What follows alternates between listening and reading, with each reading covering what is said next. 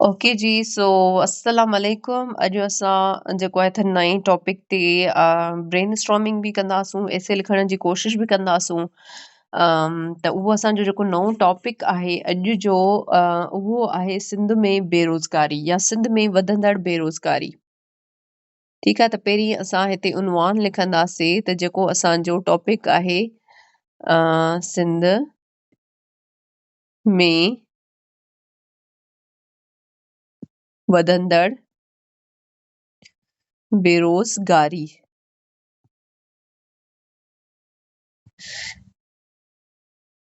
ठीकु आहे, ही आहे असांजो अॼु उनवान। हाणे उनवान लिखण खां बाद में न असांखे इमीडिएटली लिखणो हूंदो आहे तारुफ़। हाणे जेको तारुफ़ हूंदो आहे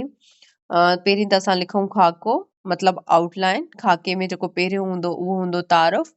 हाणे तारुफ़ में पाण लिखंदासूं त जेको सिंध आहे पाकिस्तान जो अहम सूबो आहे जेको ज़राअत, सिनत ऐं सक़ाफ़ती वरसे में अहमियत रखे थो, पर सिंध में बेरोज़गारी जो मसइलो संगीन सूरतहाल अख़्तियार करे चुको आहे, जेको हिकु नौजवाननि लाइ वॾो मसइलो बणिजी चुको आहे। ऐं बेरोज़गारी न सिर्फ़ मुआशी नुक़सान पैदा करे थी, बल्कि समाजी ऐं नफ़्सियाती जेके आहिनि नुक़सान पिणु पैदा करे सघे थी। ठीकु आहे, त हाणे तव्हां जेको आहे न बेरोज़गारीअ जी शुरूआति ईअं बि करे सघो था, या तव्हां जेको आहे त ॿिए तरीक़े सां कंहिं मिसाल सां जेको आहे त शुरू करे सघो था। त उहो वधीक तव्हां ते आहे त तव्हां कहिड़े हिसाब सां इन जो जेको आहे त तारुफ़ स्टार्ट करे सघो था। ओके, असां जेको आहे त ॿियो बि हिकु तारुफ़ लिखण जी जेको आहे त हिनखे कोशिशि कयूं था। हाणे फॉर एग्ज़ाम्पल असां पहिरीं सिंध जी थोरी सी तारीफ़ कंदासीं, छाकाणि हीअ आहे त सिंध में वधंदड़ बेरोज़गारी। हाणे सिंध जेको हुन खां पोइ मां तव्हां खां बि जेको आहे त मिसाल वठंदमि। सिंध जेको पाकिस्तान जो मुआशी ऐं सक़ाफ़ती मर्कज़ आहे, पर अॼुकल्ह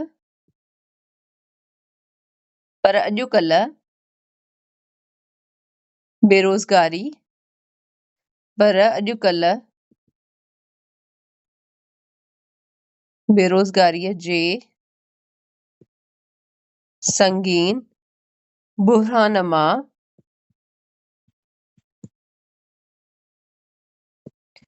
बुहरान मां गुज़री रहियो आहे।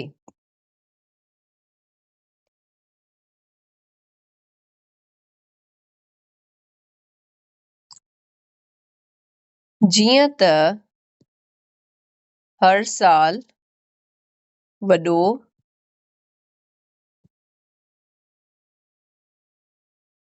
नौजवाननि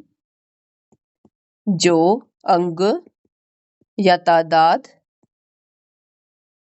तालीमी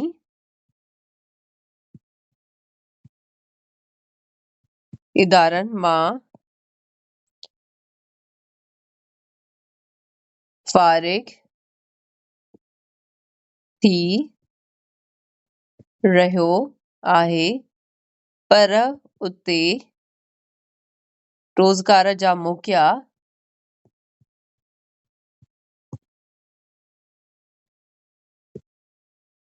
घटि आहिनि। या तव्हां हिनखे ईअं बि लिखी सघो था त जीअं हर साल बहितरीन इदारनि मां हिकु वॾो जेको आहे त पढ़ियल लिखियल नौजवाननि जो तादाद निकिरी रहियो आहे, पर यूनिवर्सिटी मां निकिरण सां ई उन्हनि खे बेरोज़गारीअ जे जेको आहे त उहे बेरोज़गारीअ जे मुंहुं चढ़ी वञनि था। ठीकु आहे, हाणे सिंध में वधंदड़ बेरोज़गारी न सिर्फ़ु नौजवाननि जे मुस्तक़बिल ते सवाल उथारे थी,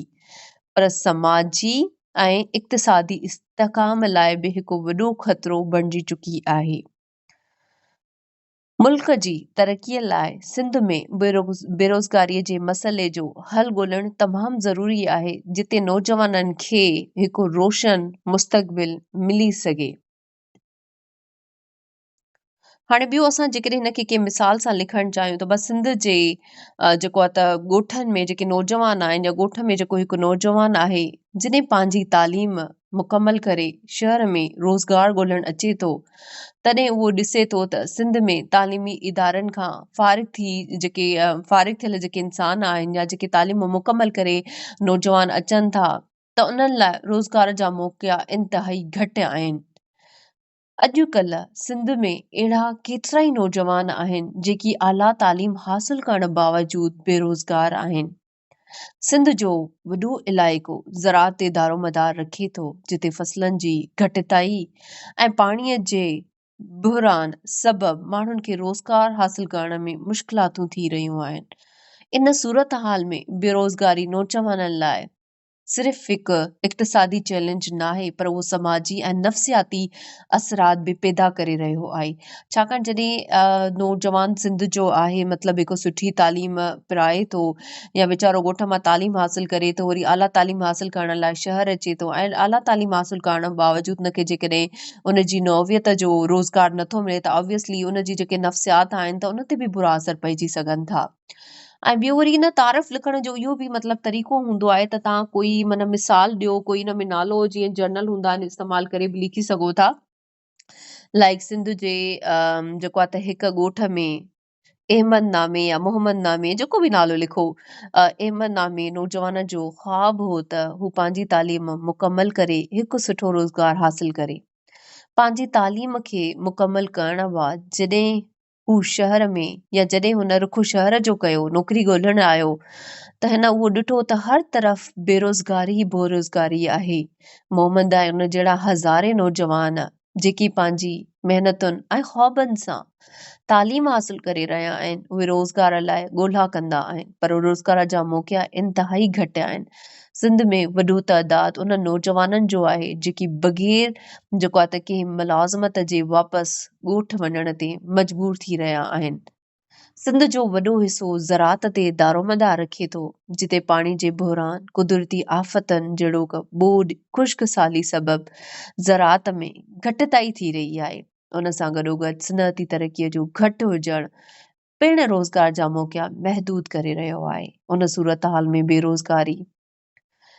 नौजवाननि लाइ सिर्फ़ु मुआशी ॾुखियाई नथो पैदा करे पर उन्हनि जो असरु उन्हनि जे नफ़्सियात ऐं समाजियात ते पिण जेको आहे त पइजी रहियो आहे। ऑब्वियसली तव्हां समाजी जेको आहे सोसाइटी खे बि त मुंहुं ॾींदा आहियो न जिते नौजवान मायूस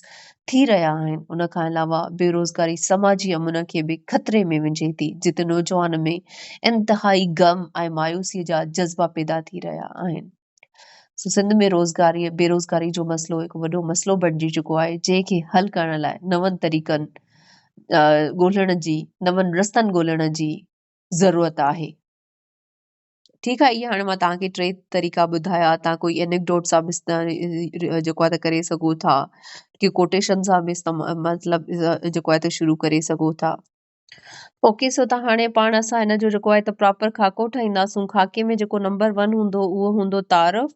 हाणे तारफ़ में जेको आहे त पाण लिखी चुका आहियूं। तारफ़ खां बाद में जेका असांजी ॿी हुजे उन में असां लिखंदासीं बेरोज़गारी जो मतिलबु जीअं वस्फ़ हूंदी आहे बेरोज़गारी जो मतिलबु उन खां बाद में असांजी जेका टी हेडिंग हूंदी उन में सिंध में बेरोज़गारी जो मौजूदा मंज़र ईअं न हुजो त तव्हां में जेको आहे त हिकु सबबु लिखियो त मेरिट जी लताड़ त लिखो हुन में वरी मिसाल ॾियो त Sindh public service commission merit नथी करे तॾहिं जेको आहे त सिंध में घणी बेरोज़गारी आहे तव्हांजो पोइ पेपर पास कोन थींदव। असां सिंध जा जेके छोकिरा हूंदा आहिनि उन्हनि खे इहो हिकिड़ो जेको आहे त बसि सबबु नज़र ईंदो आहे त मेरिट जी लताड़ जिते आई न माना उते सिंध पब्लिक सर्विस कमीशन आई। हा ॿियो आहे बेरोज़गारी न सही बि कान्हे न तव्हां महिनत कयो मतिलबु जेको माण्हू महिनती हूंदो आहे उहो किथे न किथे लॻी वेंदो आहे रहिजी कोन वेंदो आहे। ईअं त FPSC में बि जाम जेको आहे त मसइला आहिनि जाम लो पूल्स आहिनि।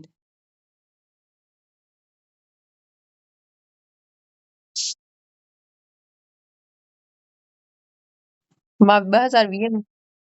मूंसां पाण थियो आहे 2020 में मां फेल थियमि ख़बर अथव फेल छा में थी हुयमि सिंधी लिटरेचर में मुंहिंजो एसे में 78 मार्क्स हुयूं मतिलबु हिकिड़ी छोकिरी कैंडिडेट एसे में 78 मार्कूं खणे थी जनरल सिंधी में 72 मार्कूं खणे थी हुन जूं टोटल मार्कूं 600 प्लस आहिनि मतलब how she can fail Sindhi literature जेको सिंधी जी उहा टीचर रही आहे सिंधी जी सीएसएस में 3 दफ़ा टॉपर रही आहे 3 दफ़ा 75 मार्क्स खण इन सिंधी इन सीएसएस ॾुखियो आहे इलाही ऐं ॿियो त मुंहिंजो यूट्यूब ते चैनल ते लेक्चर पिया आहिनि सिंधी में मतिलबु जॾहिं 72 मार्कूं खयां थी सिंधी जनरल में सिंधी लिटरेचर फेल कोन थी करे सघां बट सीसी 2020 में मूंखे फेल कयूं अफ्रेश में देन मूं वटि अञा 2 अटैम्प रहियल हुया काफ़ी एज बि हुई सीसी 2021 जो मां अटैम्प ॾिनल हुयो बसि उन में मुंहिंजो माशाल्लाह सुठो रिटन स्कोर हुयो फर्स्ट चॉइस मूंखे मिली त मतिलबु महिनत कयो ताईं महिनत रायगान न वेंदी आहे ईअं त मां हुजां मां बि पिटको करणु शुरू कयां हा केस कयां हा पोइ मूंखे सीसी 2021 में मज़ो चखाइनि हा इंटरव्यू में ओके हाणे बेरोज़गारी जा सबब हाणे बेरोज़गारी जो जेको नंबर 1 सबब आहे 4.1 तालीमी इदारनि मां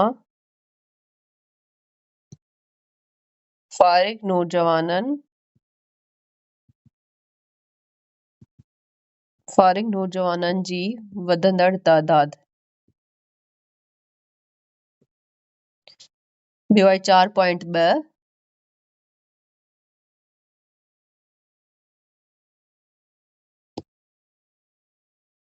ज़रई शोबे में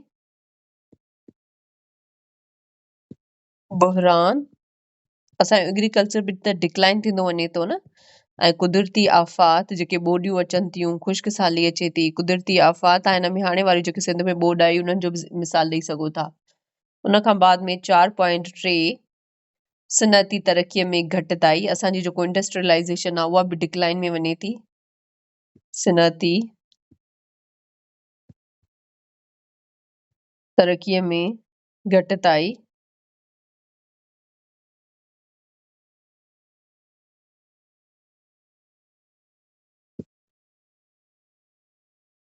जदीद महारतुनि जी खोट मतिलबु ॾिसो जेके असांजा नौजवान आहिनि उन्हनि जी ग्रेजुएशन थियल हूंदी मास्टर्स डिग्री हूंदी पर उन्हनि खे जेकी असांजूं जदीद स्किल्स आहिनि IT जूं स्किल्स आहिनि उन्हनि खे उहे स्किल्स जेको आहे त उन्हनि वटि मौजूदु जेको आहे त न हूंदियूं ऐं ॿियो 4.5 मेरिट जी लताड़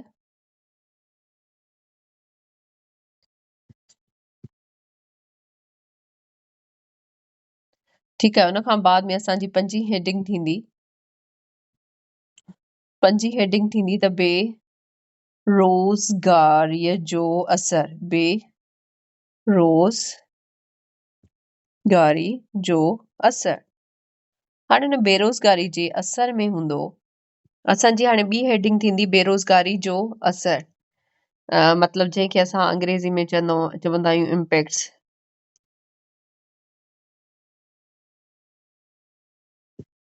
हाणे 5.1 हूंदो त नौजवाननि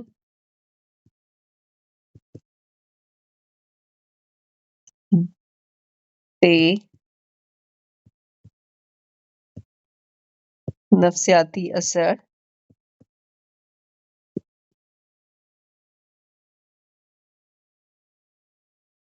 ॿियो समाजी मसइलनि जो पैदा थियणु तव्हां मूंखे मिसाल ॾेई सघो था समाजी मसइला कहिड़ा पैदा थी सघनि था बेरोज़गारी मां शाबाश समाजी मसइलनि जो पैदा थियणु can U give me some examples social evil good असां हुनखे लिखंदासीं मायूसी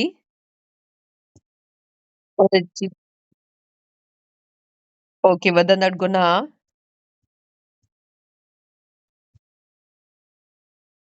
गुड ओके हाणे उन खां बाद में असांजो ॿियो हूंदो मुआशी नुक़सान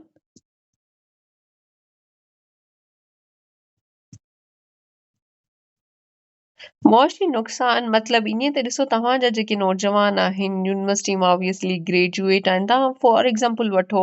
त असांजा जेके इंजीनियर्स वेचारा आहिनि मतिलबु सुठी यूनिवर्सिटीज़ मां जॾहिं ग्रेजुएट थींदा आहिनि जॾहिं मास्टर्स थींदा आहिनि in civil engineering electrical engineering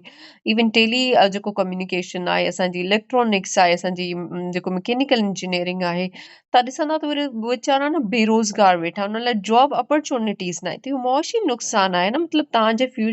bright minds मतिलबु तव्हांजा जेके इंजीनियर्स आहिनि जेके एॾी डिग्री कनि था 4-5 साल उहे बेरोज़गार वेठा आहिनि त तव्हांजी मुआशी जेका हालत आहे उहा कीअं सुधरंदी आहे तव्हां ॿाहिरनि मुल्कनि में वञो त केतिरी जेको आहे त इंजीनियर्स जी वधीक वैल्यू आहे पोइ हिते वेचारा इंजीनियर्स या त प्राइमरी टीचर थींदा या त JST टीचर थींदा त कीअं मुल्क जेको आहे त तरक़ी कंदो ऑब्वियसली CSS PCS बि कंदा आहिनि पर सभु त पास कोन थींदा न हुन में सो मुआशी नुक़सान तव्हां हिन में इहो एस्पेक्ट डिस्कस करे सघो था उन खां बाद में 5 ॾहाई 4 गुर्बत में इज़ाफ़ो ऑब्वियसली गुर्बत में बि इज़ाफ़ो ईंदो जॾहिं माण्हू जेको आहे त एॾो पैसो ख़र्च करे पढ़े थो ऐं उनखे उहो रोज़गार नथो मिले त उहे पावर्टी लाइन में ई वेंदा न ऐं उन खां बाद में ॿियो आहे त ख़ानदाननि ते असर ऑब्वियसली जेको फैमिली ते पूरो असर हूंदो उहो बि उन जा जेके लाइफ स्टैंडर्ड्स हूंदा उहे ऑब्वियसली ओतिरा न हूंदा उन नौवियत जा हाणे उन खां बाद में असांजी ॿियो आहे त 6 हेडिंग द तजवीज़ूं हाणे तजवीज़ूं असांखे ॿुधाइणियूं आहिनि त असां जेको बेरोज़गारी आहे उन जी कीअं पाड़ पटे सघूं था हाणे उन में ऐं नंबर 1 आहे त पहिरीं जेको असांजो तालीमी निज़ाम आहे न उनखे थोरी सुधारण जी जेको आहे त ज़रूरत आहे तालीमी निज़ाम खे ऐं ॿियो 6.2 जेको आहे त नौजवान लाइ जेके नयूं महारतूं आहिनि न नौजवाननि लाइ नयनि महारतुनि जा प्रोग्राम शुरू कराइण मतिलबु जेके वोकेशनल ट्रेनिंग्स वग़ैरह आहिनि न उहे बि जेको आहे त शुरू कराइण जी इलाही जेको आहे त ज़रूरत आहे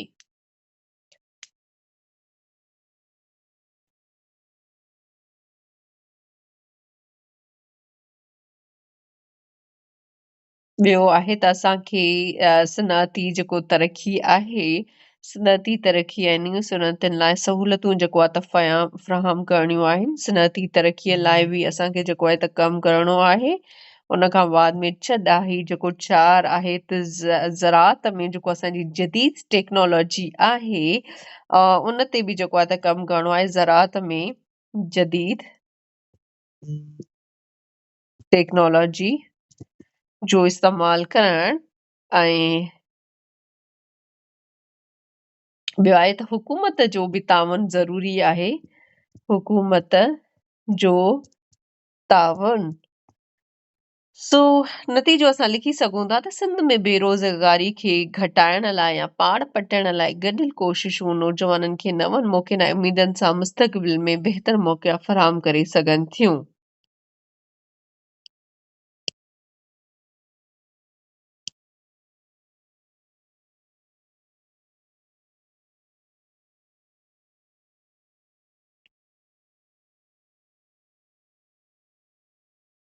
हाणे हिते पहिरीं ॾिसो त असांजो हुयो तालीमी इदारनि मां फ़ारिग नौजवाननि जी वधंदड़ तइदाद ठीकु आहे हाणे हिन में जेको आहे त तव्हां हिकु साल जेको हर साल आहे जेके काफ़ी जेके आहिनि त असांजा ग्रेजुएट्स निकिरनि था इवन PhDs निकिरनि था त उन्हनि जो तव्हां हिते जेको आहे त उहो डिस्कस करे सघो था ऐं ॿियो जेको हीअ आहे ज़रई शोबे में बहिरान ऐं कुदरती आफ़ात असांजी जेको ज़राअत वारो खातो आहे ठीकु आहे त हुन में घटिताई ॾींहों ॾींहुं जेको आहे त घटिताई नज़र अचे थी या उन सां अलावा उन ते जेको कुदरती असांजो आफ़ात आहिनि जेके मतिलबु ॿोॾियूं आहिनि या ख़ुश्क साली आहे उहे बि असांजी ज़राअत जो जेको रहियल नूर आहे उनखे बि ख़राबु करे छॾीनि थियूं ठीकु आहे त हिन में पाण त असां ॿोॾियुनि जो ज़िक्र ॾींदासीं ऐं सनअती तरक़ीअ में घटिताई त सनअती तरक़ी में घटिताई त तव्हां पाकिस्तान जो वापार जो एग्ज़ाम्पल ॾेई सघो था त पाकिस्तान जो जेको वापारु आहे परॾेही मुल्कनि सां त उहो इलाही मतिलबु न हुजण जे बराबरि आहे तव्हां हुनजो मिसाल हिंदुस्तान सां ॾिसो ईरान सां ॾिसो या जेके असां ॿिया खिते जा ॿिया मुल्क आहिनि त असां उन्हनि खां काफ़ी शयूं वठूं था पर ओॾां शयूं मोकिले कोन था सघूं उन्हनि सां जेको असांजो वापारु आहे उहो घटिजंदो वञे थो उन लाइ घटिजंदो वञे थो त असांजी जेको सिनहती जेको खितो आहे न सिनहत वारो खातो आहे उनमें असां ओड़ियूं उन नवियत जूं जेके शयूं आहिनि उहे पैदा नथा करे सघूं। ठीकु आहे, त हिते तव्हां वापार जो ज़िक्र करे सघो था। ॿियो जदीद महारतुनि जी खोट जीअं कंप्यूटर वारियूं स्किल्स आहिनि, महारतूं आहिनि, उन्हनि जो जेको आहे त तव्हां हिते ज़िक्र करे सघो था। ॿियो मेरिट जी लताड़, मेरिट जी लताड़ में जेको आहे त तव्हां डिस्कस करे सघो था। कोई करप्शन इंडेक्स जी काई बि रिपोर्ट हुजे उनखे सिंधी में ट्रांसलेट कयो। ऐं ॿी बेरोज़गारी जो असरु त नौजवाननि ते नफ़्सियात जो असरु त तव्हां हिन में इहो ज़िक्र करे सघो था त नौजवाननि में जेका मायूसी जी लहर आहे उहा छांइजी वञे थी ऐं जॾहिं तव्हां ॾिसंदा त मतिलबु काफ़ी सारा जेके नौजवान आहिनि उहे वीचारा या त पंहिंजियूं डिग्रियूं साड़े करे पंहिंजी जेको आहे त जान था पंहिंजी ज़िंदगीअ तां हथु खणी वियनि था। त U will find a lot of examples अहिड़नि नौजवाननि जो काफ़ी सारा वाक़िया सिंध में बि थिया आहिनि। ठीकु आहे।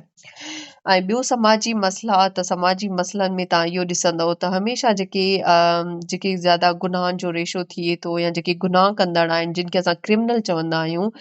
त उहे हमेशह न उहे माण्हू असांखे मिलंदा आहिनि जेके हमेशह इन जेको आहे न मसइलनि मां गुज़रिया हुजनि लाइक मेरिट जी लताड़ मां गुज़रिया हुजनि, बेरोज़गारी मां गुज़रिया हुजनि या नाइंसाफ़ी मां गुज़रिया हुजनि।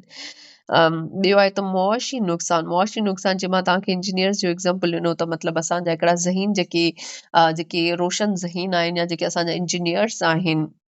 उहे जेको आहे त बेरोज़गारीअ जी मार्केट में उछलाया वञनि था। त अहिड़े तरीक़े सां उन्हनि जो जेको असांजी मुआशी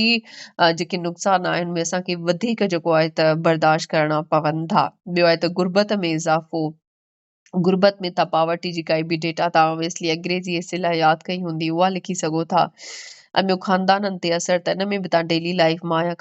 कोई बि जेको आहे त मिसाल ॾेई सघो था त हिकु उहो ख़ानदान जंहिंमें जेको आहे त 5 फ़र्द आहिनि ऐं 5 फ़र्दनि मां जेकॾहिं उहे हुन 5 ई फ़र्दनि खे हिकिड़ो सुठो रोज़गार आहे त उन्हनि जो जेको आहे त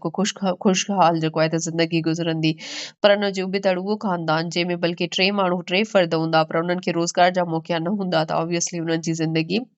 जेको आहे त जहनुम वांगुरु गुज़रंदी। त अहिड़े तरीक़े सां न मतिलबु जिन में तव्हांखे डेटा न हुजे त तव्हां अहिड़ा मिसाल बि ॾेई सघो था, मतिलबु ॿिनि शयुनि में कंपेयर बि करे सघो था। पोइ उहे तव्हां जेको आहे त ॿी ब्लैक मार्कर पेन सां या उन सां लिखो। त एसे जेको हूंदो आहे न जनरल सिंधी में इट्स ऑल अबाउट क्रिएटिविटी, मतिलबु तव्हां जेके शयूं ॿुधियूं आहिनि जेके पंहिंजे मुआशिरे में ऑब्ज़र्व कयो था ऐं जेके तव्हां वटि ऑलरेडी पहिरीं शयूं आहिनि जेके तव्हां पढ़ी चुका आहियो उन लाइ न वधीक पढ़ण जी ज़रूरत कोन्हे। बसि तव्हां उन्हनि खे बि जेको आहे त यूटिलाइज़ जेको आहे त करे सघो था। ठीकु आहे। सो इहो हुयो अॼु इन एसे लाइ। बाक़ी जेको असांजो नेक्स्ट सुभाणे टॉपिक हूंदो क्लास हूंदो उन में असां वरी पाण जेको आहे त ॿियो टॉपिक डिस्कस कंदासीं। त तेसीं ताईं तव्हां ॾींदा मूंखे इजाज़त। अल्लाह हाफ़िज़, टेक केयर।